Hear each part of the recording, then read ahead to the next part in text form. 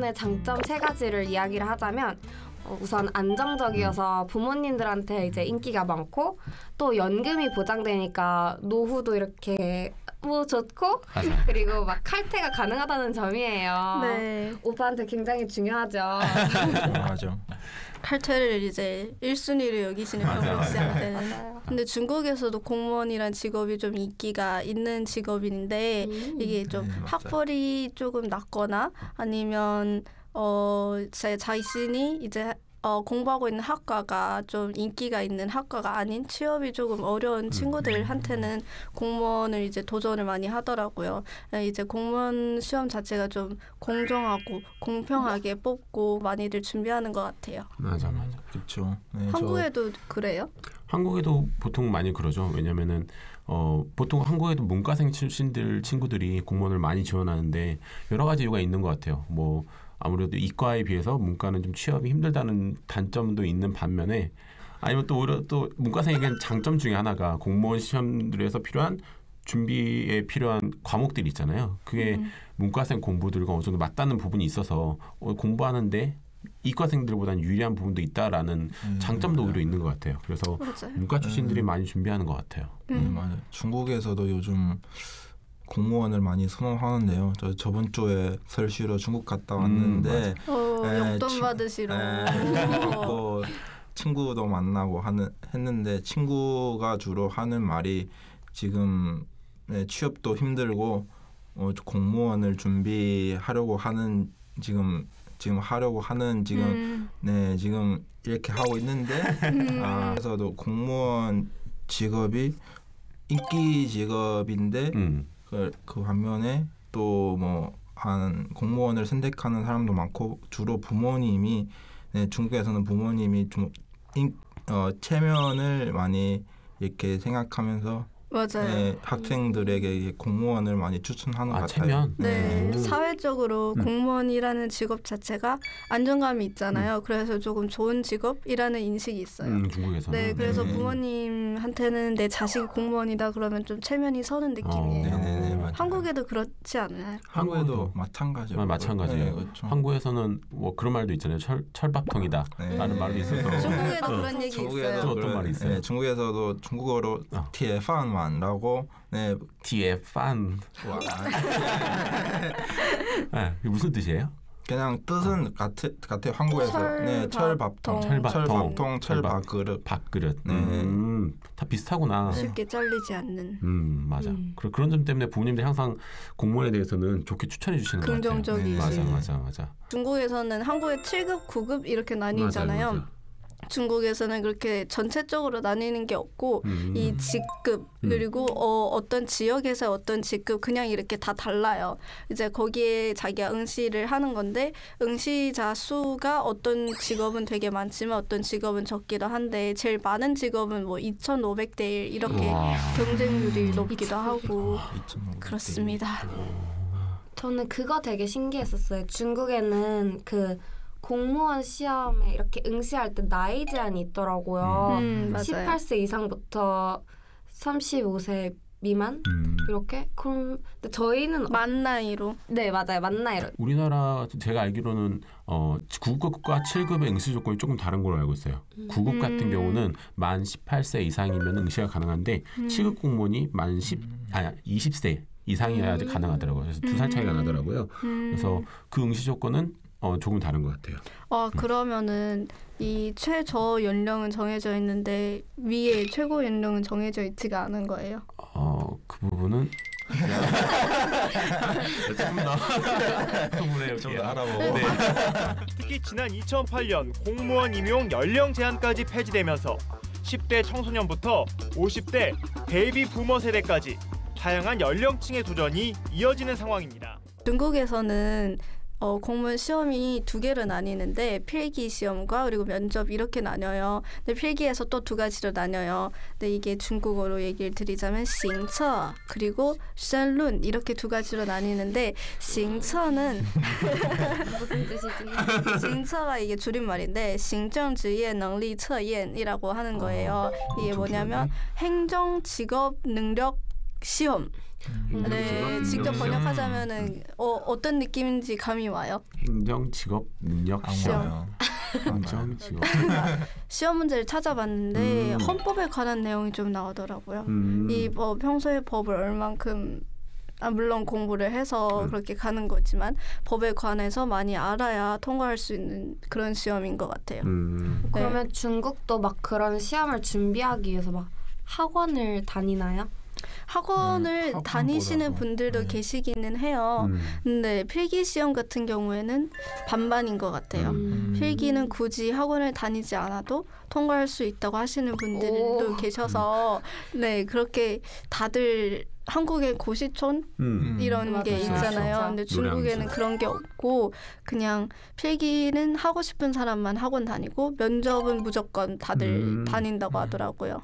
중국에서는 사실 뭐 고시촌보다도 친구들하고 같이 필기 시험 준비하고 네, 이렇게 모르는 문제도 같이 토론하고 커피숍에서 가서 네 커피 한잔 하고 공부를 하는 네. 되게 여유롭다.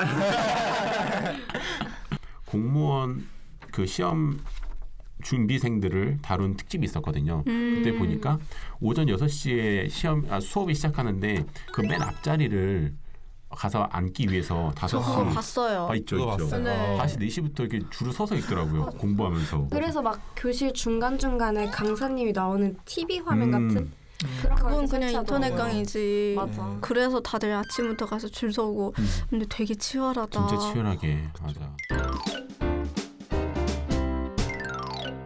근데 얘기해보니까 중국이랑 한국이랑 거의 다 비슷한 것 같아요. 공무원이란 직업의 이제 인식이 맞아. 안정적이고 그리고 혜택도 좀 많고. 근데 중국에서는 공무원 소득이 좀 중등에서 조금 낮은 편이거든요. 근데 지원을 워낙에 많이 해주니까 이제 의식주 같은 경우에는 기본적으로 해결이 돼요. 그래서 저쪽을 많이 할 수가 있어서 사람들이 또 많이 선택을 하기도 하는데 한국은 어때요?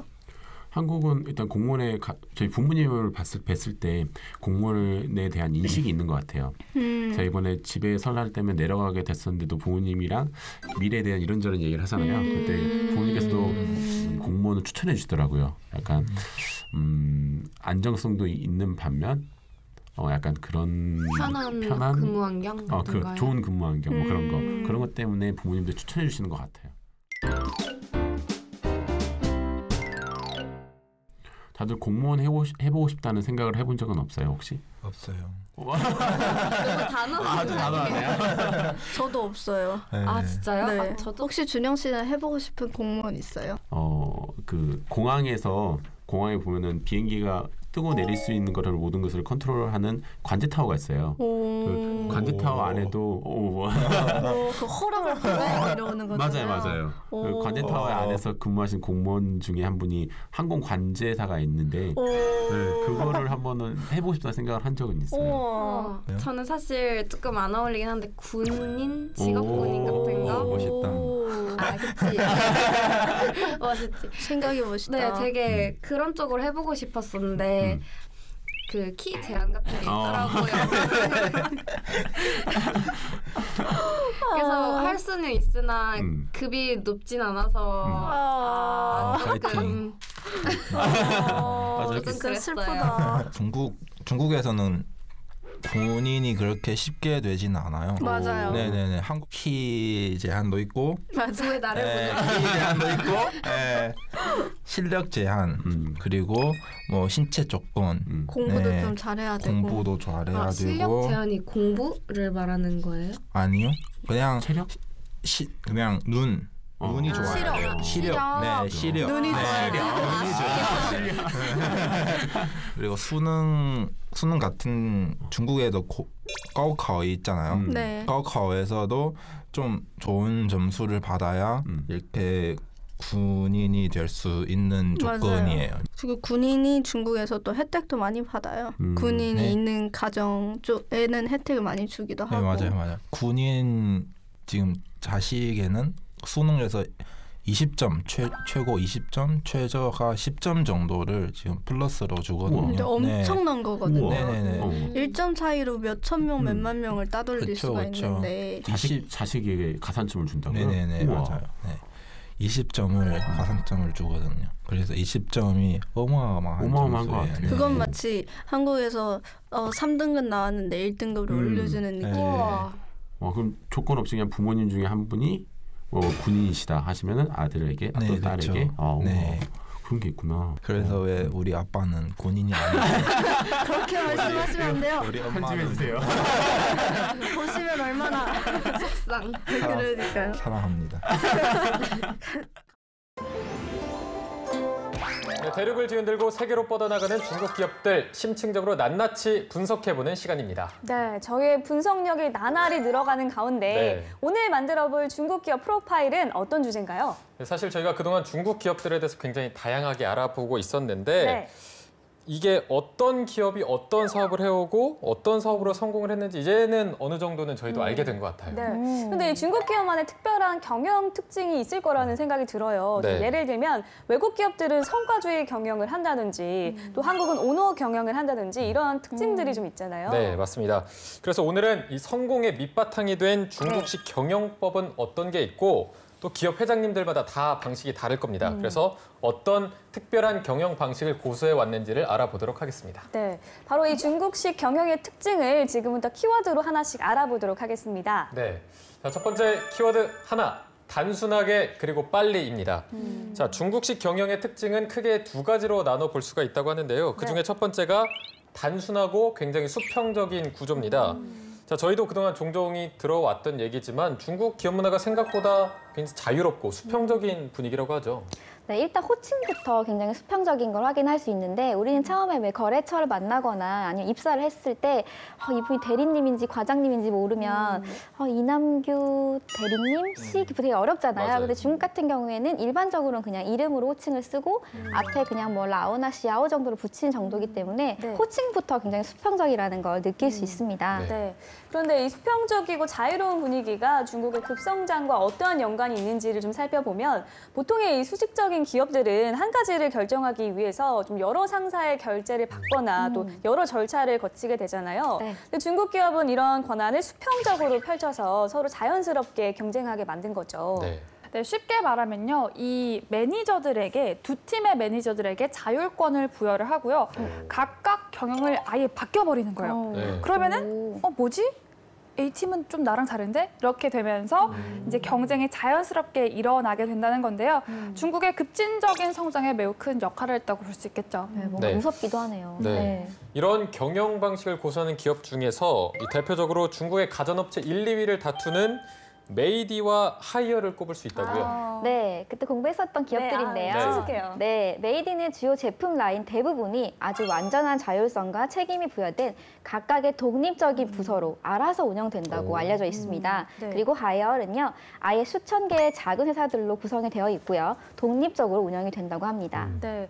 이 같은 회사 안에서 각각의 부서 혹은 담당 라인이 따로 운영이 되기 때문에 기업 전체로 보면 모두 평등한 권한을 갖는다고 볼 수 있는데요. 네. 심지어 재무부서도 각각 독립적으로 운영이 되고 있기 때문에 이 부서끼리 재무나 자민 서비스를 제공할 때는 순수도를 낼 정도라고 해요. 이 정도면 뭐 아예 다른 회사라고 그렇네요. 네. 봐야 될 정도로 굉장히 독립성이 강한 것 같은데 네. 자, 이 정도의 수평적 조직 안에서의 책임감과 경쟁이 이 빠른 성장을 가능하게 했다 이렇게 볼 수가 있을 것 같습니다. 네. 자, 그리고 중국식 경영 두 번째 특징을 살펴보면요. 신속한 신제품 개발을 들 수가 있습니다. 이 신속히 새로운 기능을 도입한 기업이 얼마나 빨리 성장하는지는 텐센트를 보면 좀 텐센트. 이해가 빠를 것 기업이네요. 같은데요. 네.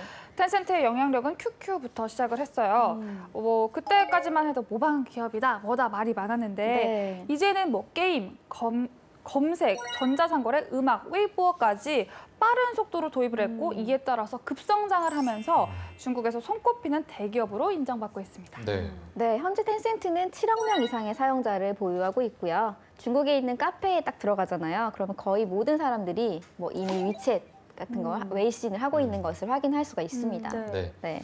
자, 그리고 텐센트뿐만 아니라 중국의 많은 기업들이 발빠른 신제품 출시로 경쟁을 하고 있습니다. 자, 중국의 유아용품 전문 기업인 굿베이비가 분기마다 평균 100개 이상의 신제품을 출시한다고 합니다. 네, 이 KFC 차이나도 중국인들의 다양한 입맛에 맞춰서 이 미국 KFC보다 매년 더 많은 신제품을 내놓고 있다고 해요.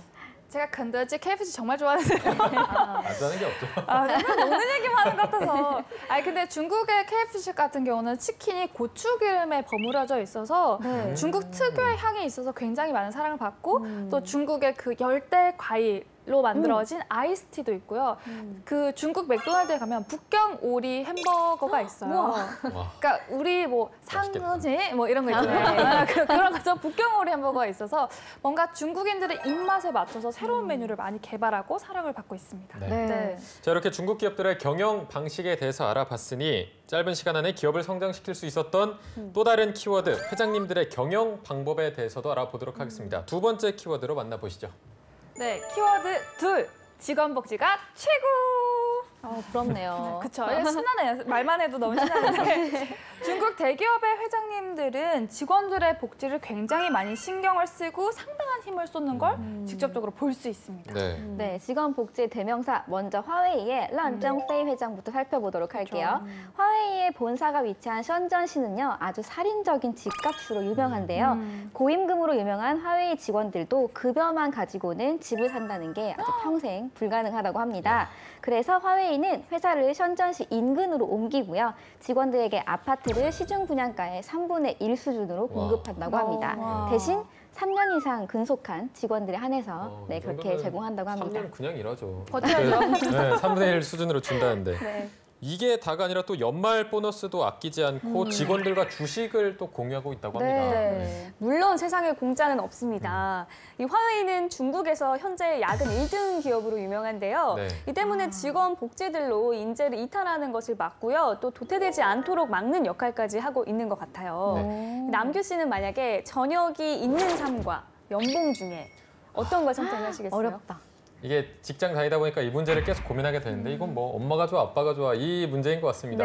저는 못 고를 정도로 굉장히 어려운 질문인 것 같아요. 맞습니다. 굉장히 결정하기 어려운 문제인데요. 그렇다면 이 기업의 복지를 들으면 대답하실 수도 있을 것 같습니다. 바로 직원복지 하이라이트라고 불리는 곳, 바로 중국의 허거 전문 체인점 하이디라오입니다. 오늘 저를 위한 특집이네요. 제 사랑 하이디라오 장용 회장은 중국의 다른 회사에서는 보기 힘든 혜택과 복지를 펼치면서 없던 야근도 하게 만들 정도라고 해요. 네, 일정 연차 이상의 직원들에게 매월 부모 공양 수당을 지급하고요. 효도 비용을 지급해 주시는 거죠. 그리고 직원 자녀들의 학비도 100% 회사에서 책임지고 있다고 합니다. 뿐만 아니라 직원들이 각종 재난을 당했을 때를 대비해서 재난 구조 펀드도 운영을 하고 있다고 합니다. 모든 직원들에게 또 아파트를 제공하는 걸로도 유명하죠. 정말 듣기만 해도 어마무시한 복지를 제공하고 있는데 사실 직원들이 일을 열심히 하게 하는 데는 이런 엄청난 복지가 중요하긴 하지만 이게 다는 아니거든요. 또 다른 부분이 있었는데 무한한 자기 발전 기회를 제공을 한다고 합니다. 이게 무슨 소리냐? 자, 하이딜라오는 웬만해서 외부의 인재를 스카우트를 하지 않고 내부 직원들을 키워서 자리에 앉히기 때문에 이 직원 누구나 어떤 해야 되는 뭐라 그럴까 동기부여 이런 게 돼갖고 더 열심히 일을 하게 된다고 합니다. 현재 미국 법인의 대표는 하이딜라오 매장에서 도어맨으로 일을 시작한 사람이라고 하고요. 그리고 최고 경영자인 양샤오리는 서빙 직원 출신이라고 해요. 게다가 이 매니저급 중에서 우수한 성과를 낸 직원 중에는 이 체인점을 개설할 기회를 제공한다고 하니까요. 이런 방침들이 직원들 스스로를 성장시키는 밑바탕이 되는 것 같습니다. 네, 그리고 하이딜라오 매장을 딱 가보면 손님들에게도 엄청난 서비스를 제공한다는 걸 그냥 한눈에 딱 느낄 수 있는데요. 바로 직원들 자체가 회사로부터 엄청난 복지를 받고 있기 때문에 그런 서비스들이 좀 진심으로 우러나오는 게 아닌가라는 생각이 듭니다. 그 직원들이 딱 처음에 가면 안내를 해주는데 그 눈빛에서 열정과 의욕이 굉장히 많이 보이는 게 정말 이곳을 사랑하고 여기서 내가 같이 커 나가야겠다라는 느낌이 확 들더라고요. 복지 부럽습니다. 자, 직원 복지로 유명한 기업 한 군데를 더 살펴보면요. 거리전자의 동민주 회장을 들 수가 있습니다. 뭐 이거 중국 기업들은 직원들에게 경쟁적으로 집을 주는 것 같습니다. 자, 동민주 회장은 전 직원에게 방 2개짜리 아파트를 공급하는 계획을 밝혔다고 합니다. 남규 씨 동공이 좀 심하게 흔들리고 계신 것 같은데 내 집 마련이 이렇게 쉬운 거였나요? 혹시 뭐 심경의 변화가 생기신 건 아닌가요? 뭐 심경의 변화라기보다 많이 착잡하네요. 빨리 어떻게 이곳을 벗어날 수도 없고. 세상 어디를 가나 먹고 사는 문제가 가장 크잖아요. 서울도 마찬가지지만 중국 대도시도 집값 문제가 심각하기 때문에 기업 회장님들이 이렇게 집값을 가지고 인제 떠나는 것을 방지하려는 게 아닌가 싶습니다. 사실 이 활락송이라는 중국 드라마가 네. 있는데 약간 그 상해판 섹스 앤드 시티 같은 느낌이거든요. 근데 거기서 주인공이 집을 살려고 한 시즌 내내 집 얘기밖에 안 해요.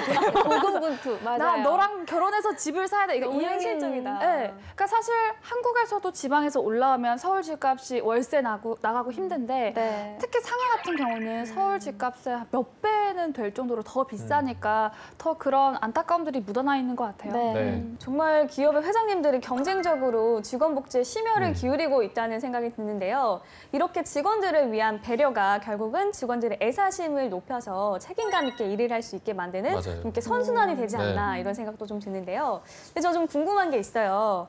복지 이야기를 하니까 느낀 건데 일을 하시기에 어떤 복지가 가장 좋은 것 같나요? 남기 씨부터. 저는 아까 너무 진실된 소리가 내 집 마련 이렇게 정말 한국에서 제가 살아서 그런지 어렵거든요. 이게 네. 지금도 감이 안 잡히는데 그렇게 집을 턱턱 준다고 하니까 이거는 진짜 모든 대한민국 남성들이 부러워할 만한 복지인 것 같습니다. 네, 우리 한경 씨는요?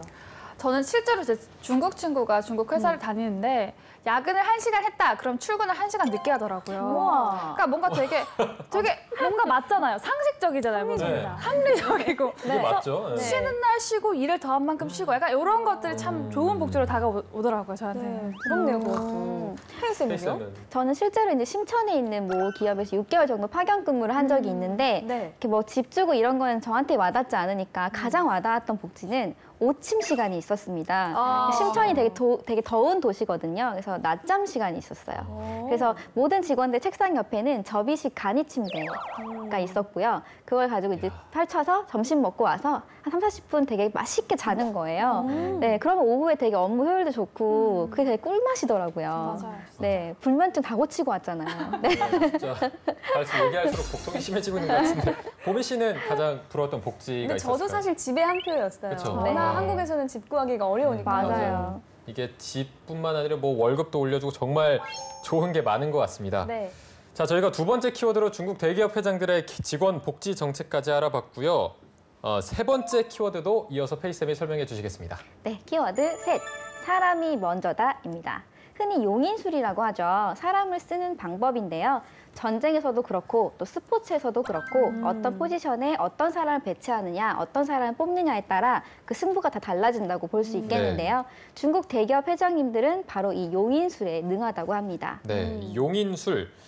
화웨이의 런정페이 회장님 여기 또 나오십니다. 이분도 굉장히 멋진 분이시네요. 직원 복지술에 이어서 오늘 이관왕을 하셨습니다. 네, 근데 충분히 이관왕을 하실 수밖에 없는 게 저는 이 말 듣고 약간 섬뜩하기도 하고 무섭기도 하고 뭐 그랬는데 네. 영원한 상사는 없다라는 명언을 남겼거든요. 그러니까 좀 우수한 인재가 성장할 수 있는 발판을 마련해 주기 위해서 승진과 강등을 유연하게 한다고 합니다. 무섭네요, 조금. 오디션 프로그램 어떻게 같네요. 보면은 네. 좀 살벌하기도 하지만요. 네. 사실 경력 직급에 상관없이 모두에게 공평한 기회를 주는 셈이니까요.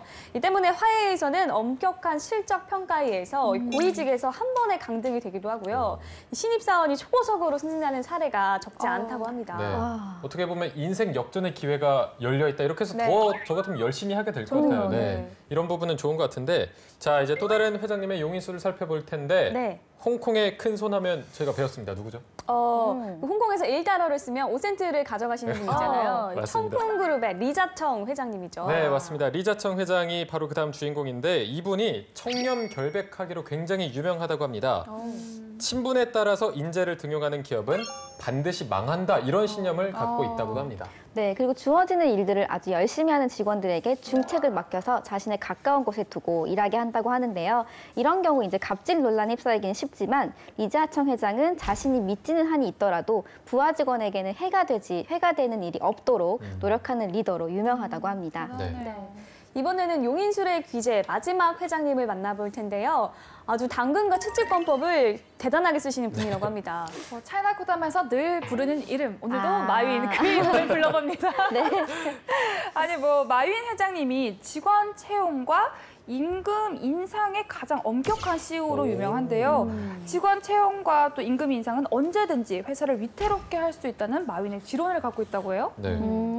네, 그래서 직원 늘려달라고 요청한 부서의 직원을 오히려 줄인 일화도 굉장히 유명하고요.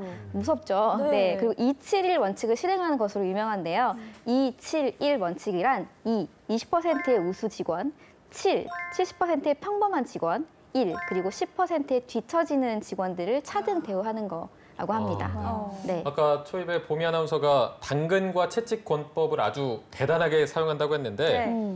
이 상위 그룹에 있는 직원들에게는 보너스를 정말 아낌없이 준다. 네. 이런 반면에 아까 말씀하신 10%의 뒤처지는 직원들에게는 좀 말이 충격적입니다. 주인 없는 들깨라고 비유하면서 이렇게 충격 요법을 이용하기도 한다고 합니다. 네. 무서운데요. 그렇습니다. 자, 이렇게 해서 오늘 중국 기업들의 경영법과 그리고 대기업 회장들의 다양한 경영 방식에 대해서 알아봤는데요. 각기 다른 방식으로 운영해 가고 있지만 공통적으로는 빠른 성장을 이끌어내는 방법이었다는 걸 알 수 있었네요. 네. 앞으로 이제 중국도 경제 상황이 많이 급변하게 될 텐데 이렇게 경제 상황이 바뀔 때마다 이러한 기업들의 경영 방침이 어떻게 바뀌는지 보는 것도 재밌는 요소가 될 것 같습니다. 네, 오늘의 중국 기업 분석은 여기까지고요. 다음 시간도 기대 많이 해주세요. 사회학보도 오늘 순서는 여기까지입니다. 네, 그러면 저희는 다음 시간에 다시 돌아오도록 하겠습니다. 再见，拜拜。